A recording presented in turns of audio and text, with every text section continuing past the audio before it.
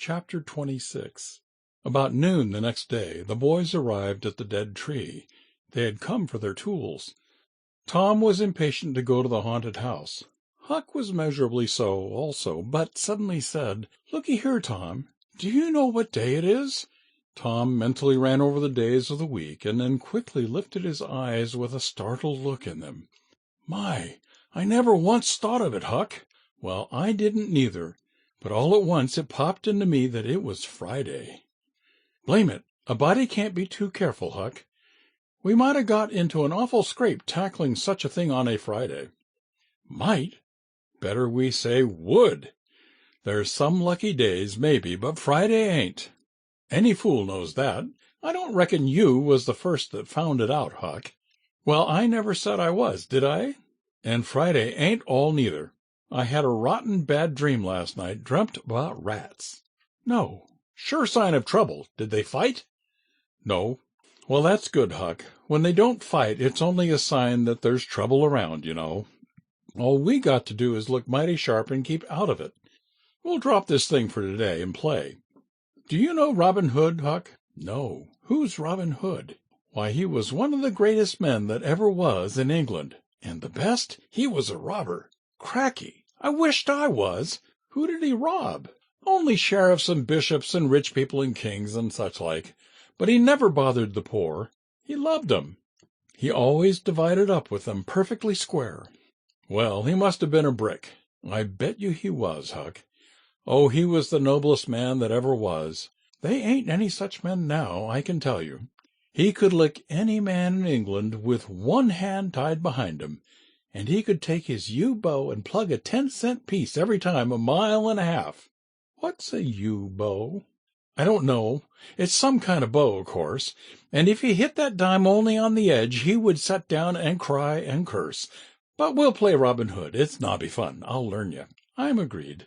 So they played Robin Hood all the afternoon, now and then casting a yearning eye down upon the haunted house, and passing a remark about the morrow's prospect and the possibilities there. As the sun began to sink into the west, they took their way homeward athwart the long shadows of the trees, and soon were buried from sight in the forests of Cardiff Hill. On Saturday, shortly after noon, the boys were at the dead tree again. They had a smoke and a chat in the shade, and then they dug a little in their last hole.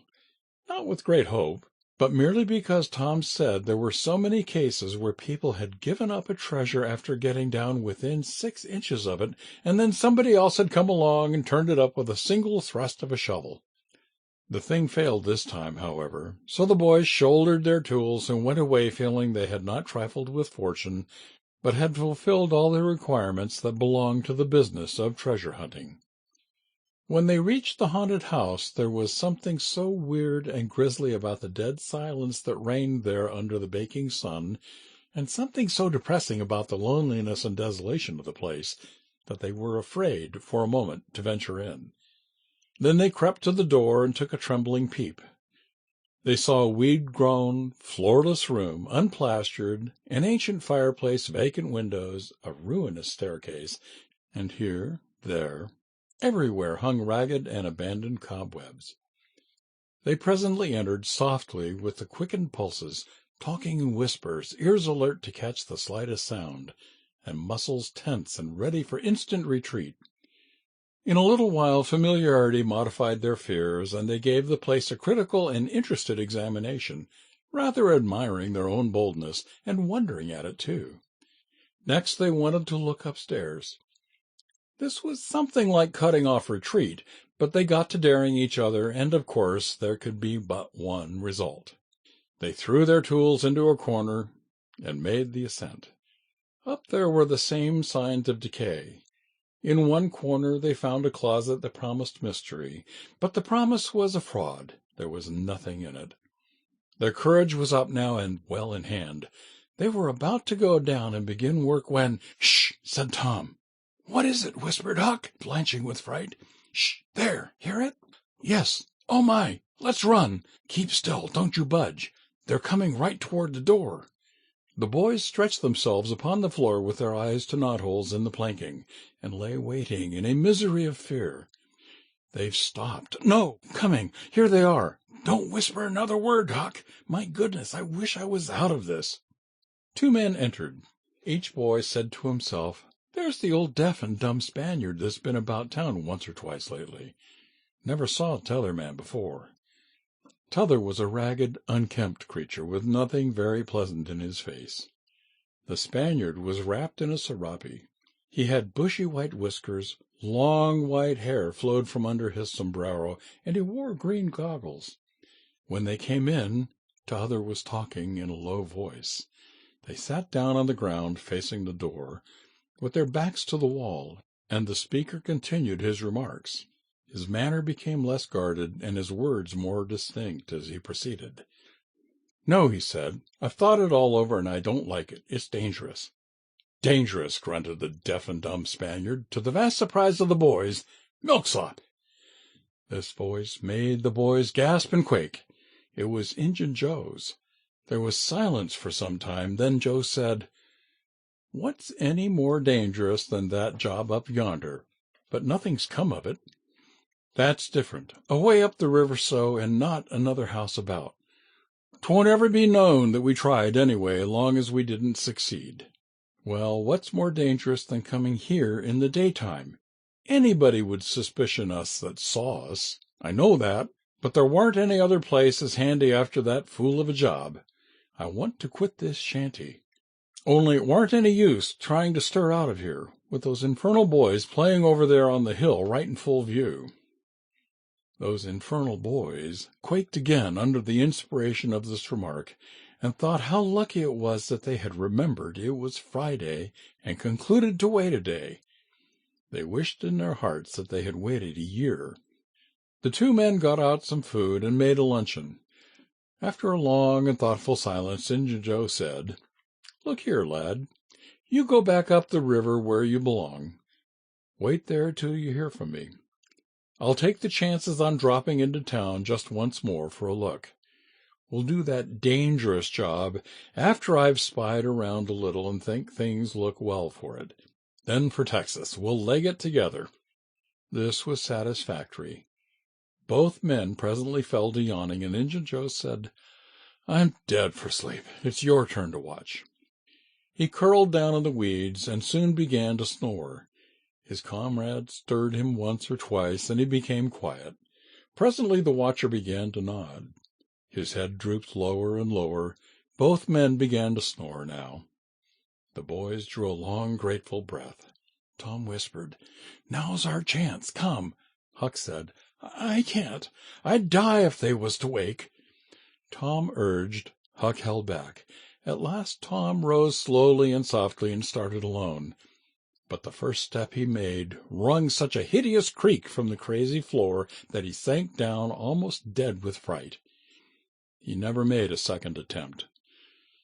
The boys lay there counting the dragging moments till it seemed to them that time must be done and eternity growing gray, and then they were grateful to note that at last the sun was setting. Now one snore ceased. Injun Joe sat up, stared around, smiled grimly upon his comrade, whose head was drooping upon his knees, stirred him up with his foot, and said, "Here, you're a watchman, ain't you? All right, though nothing's happened." "My, have I been asleep?" "Oh, partly. Nearly time for us to be moving, pard.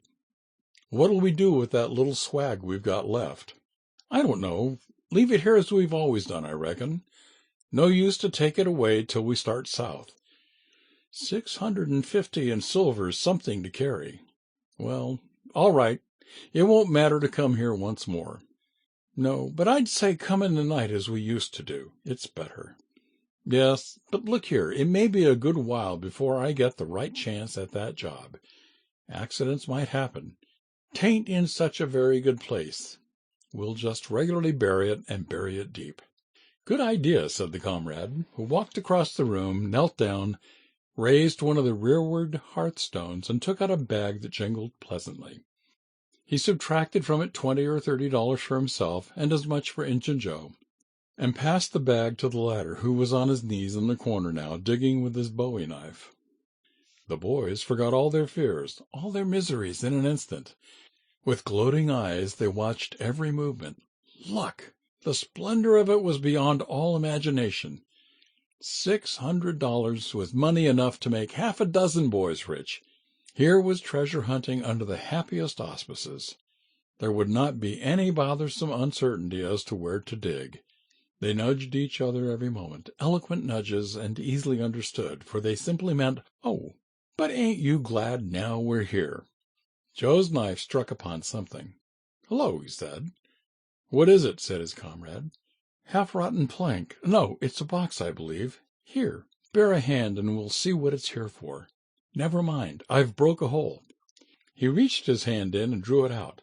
"Man, it's money." The two men examined the handful of coins. They were gold. The boys above were as excited as themselves, and as delighted. Joe's comrade said, "We'll make quick work of this. There's an old rusty pick over amongst the weeds in the corner the other side of the fireplace. I saw it a minute ago." He ran and brought the boys' pick and shovel. Injun Joe took the pick, looked it over critically, shook his head, muttered something to himself, and then began to use it. The box was soon unearthed. It was not very large. It was iron-bound and had been very strong before the slow years had injured it. The men contemplated the treasure a while in blissful silence. "Pard, there's thousands of dollars here," said Injun Joe. "'Twas always said that Murrell's gang used to be around here one summer," the stranger observed. "I know it," said Injun Joe. "And this looks like it, I should say." "Now you won't need to do that job." The half-breed frowned. Said he, "You don't know me. Least you don't know all about that thing. 'Tain't robbery altogether.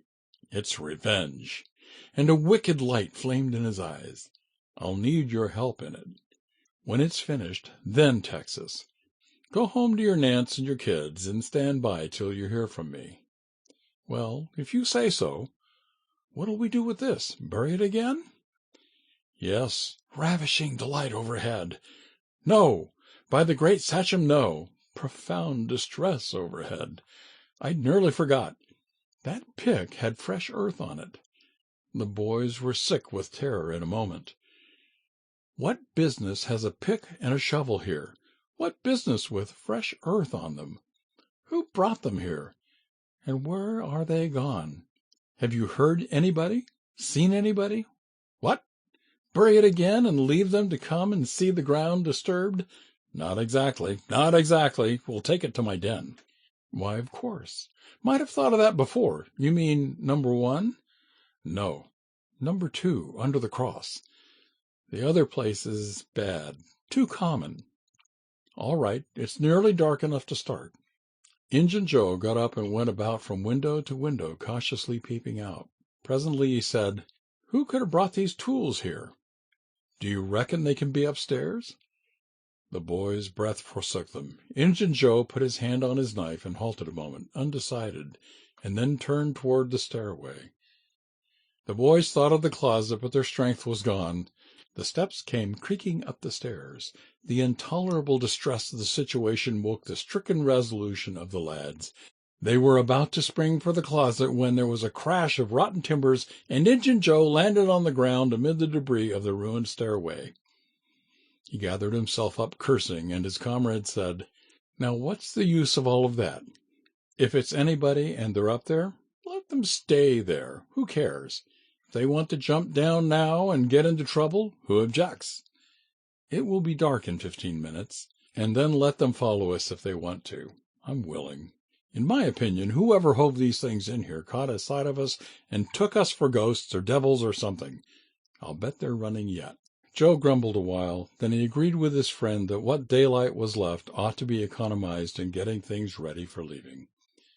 Shortly afterward they slipped out of the house in the deepening twilight and moved toward the river with their precious box. Tom and Huck rose up, weak but vastly relieved, and stared after them through the chinks between the logs of the house. Follow? Not they. They were content to reach ground again without broken necks and take the downward track over the hill. They did not talk much. They were too much absorbed in hating themselves, hating the ill luck that made them take the spade and the pick there. But for that, Injun Joe would never have suspected.